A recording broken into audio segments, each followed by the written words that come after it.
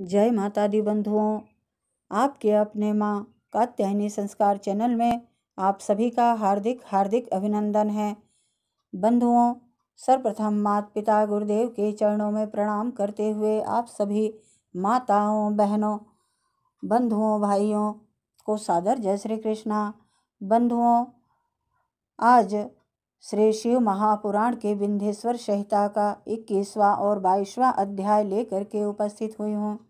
इस अध्याय में पार्थिव पूजा की महिमा, शिव नैवेद्य भक्षण के विषय में निर्णय तथा बिल्व का महात्म्य बताया गया है।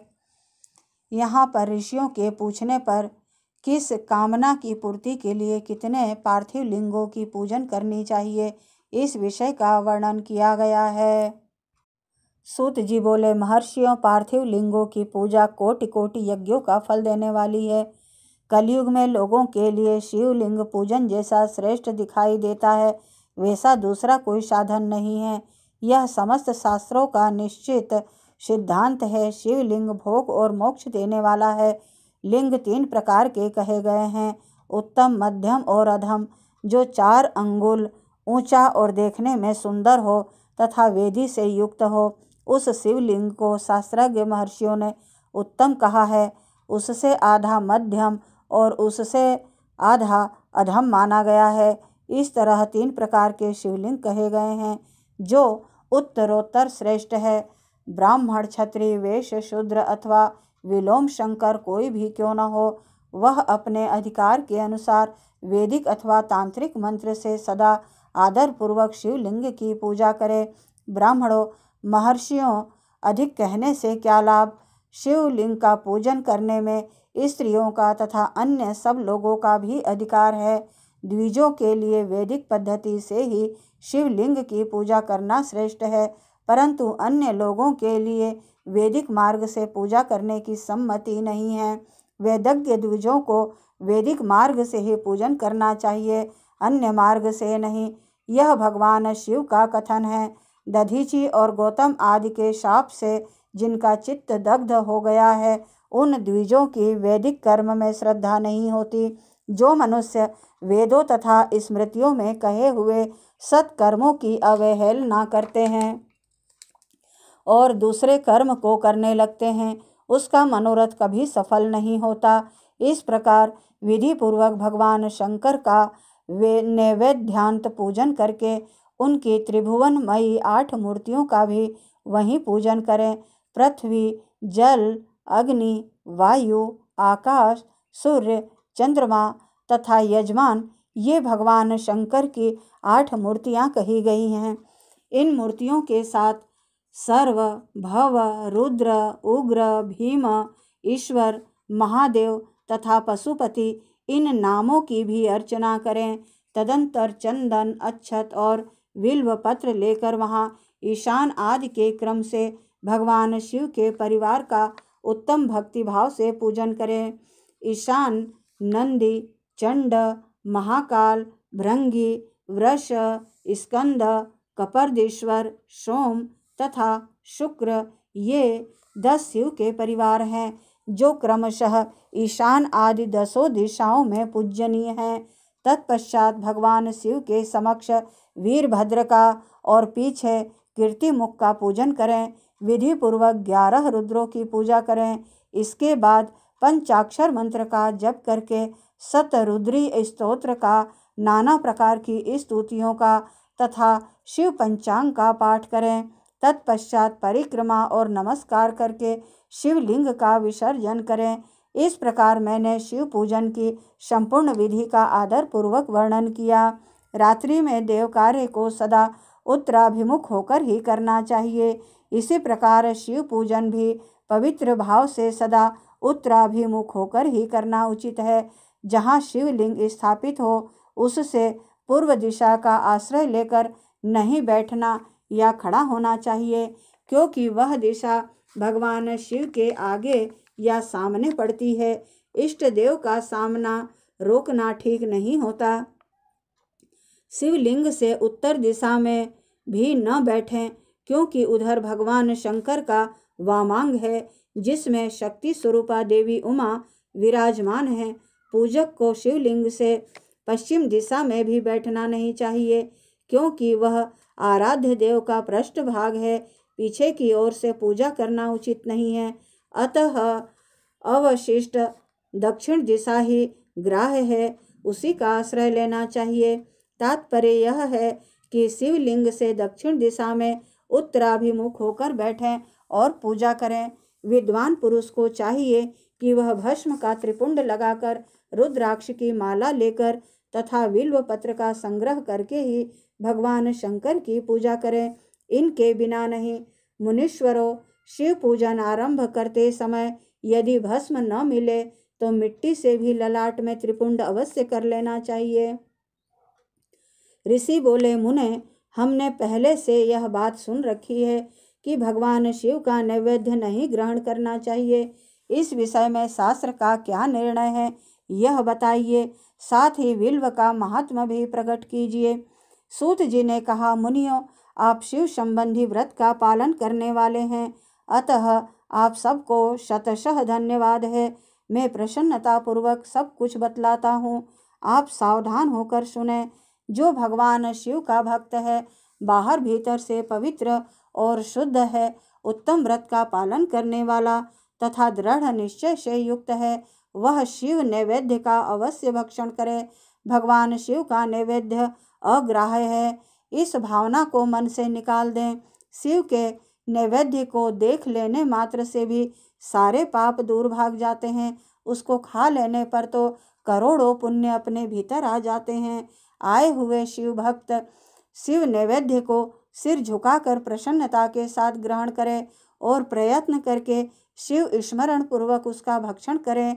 आए हुए शिव नैवेद्य को जो यह कहकर कि मैं इसे दूसरे समय में ग्रहण करूँगा, लेने में विलंब कर देता है, वह मनुष्य निश्चय ही पाप से बंध जाता है।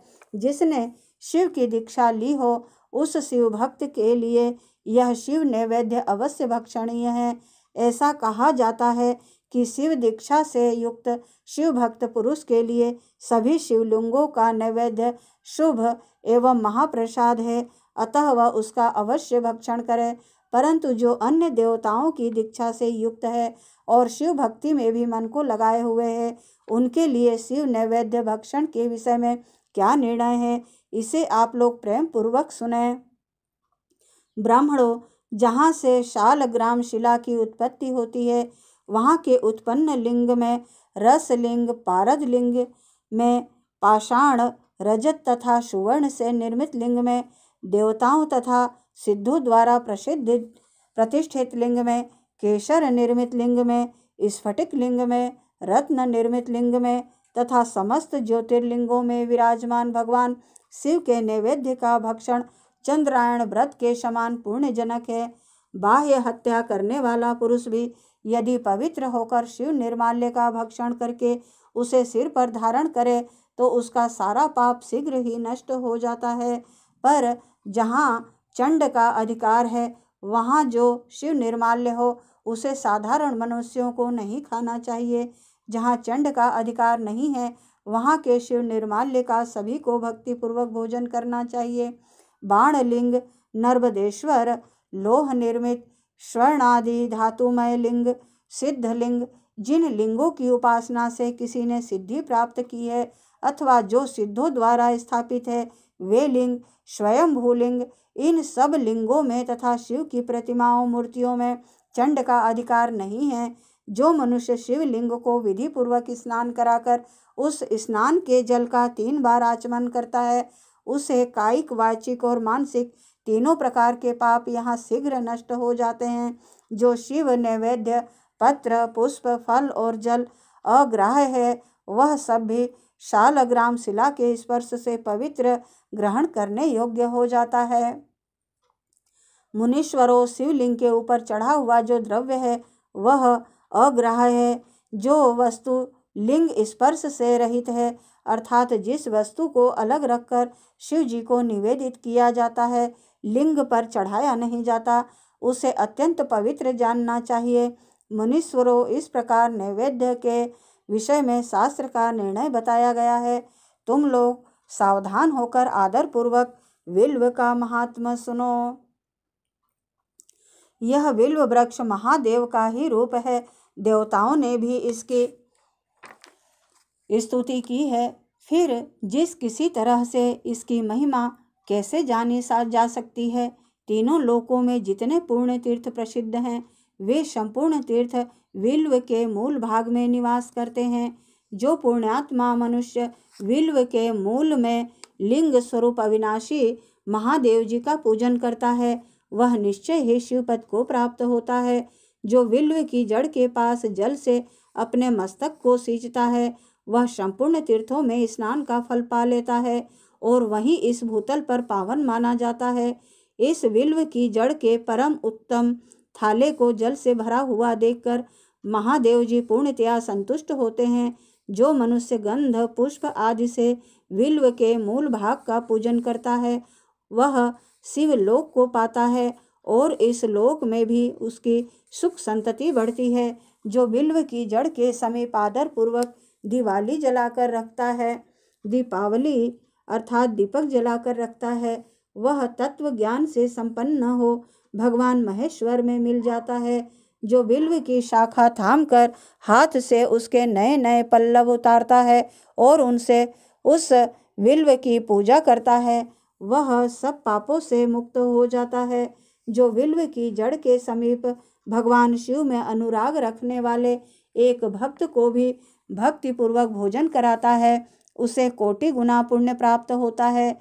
जो बिल्व की जड़ के पास शिव भक्त को खीर और घृत से युक्त अन्न देता है, वह कभी दरिद्र नहीं होता। ब्राह्मणों, इस प्रकार मैंने सांगोपांग शिवलिंग पूजन का वर्णन किया। यह प्रवृत्ति मार्गी तथा निवृत्ति मार्गी पूजकों के भेद से दो प्रकार का होता है। प्रवृत्ति मार्गी लोगों के लिए पीठ पूजा इस भूतल पर संपूर्ण अभीष्ट वस्तुओं को देने वाली होती है। प्रवृत्त पुरुष सुपात्र गुरु आदि के द्वारा ही सारी पूजा संपन्न करें और अभिषेक के अंत में अगहनी के चावल से बना हुआ नैवेद्य निवेदन करें। पूजा के अंत में शिवलिंग को शुद्ध संपुट में विराजमान करके घर के भीतर कहीं अलग रख दे। निवृत्ति मार्गी उपासकों के लिए हाथ पर ही शिव पूजन का विधान है। उन्हें भिक्षा आदि से प्राप्त हुए अपने भोजन को ही नैवेद्य रूप में निवेदित कर देना चाहिए। निवृत्त पुरुषों के लिए सूक्ष्म लिंग ही श्रेष्ठ बताया जाता है। वे विभूति से पूजन करें और विभूति को ही नैवेद्य रूप से निवेदित भी करें। पूजा करके उस लिंग को सदा अपने मस्तक पर धारण करें। बोल महाकाल भगवान की जय। शिव गजानंद गौरा मैया की जय।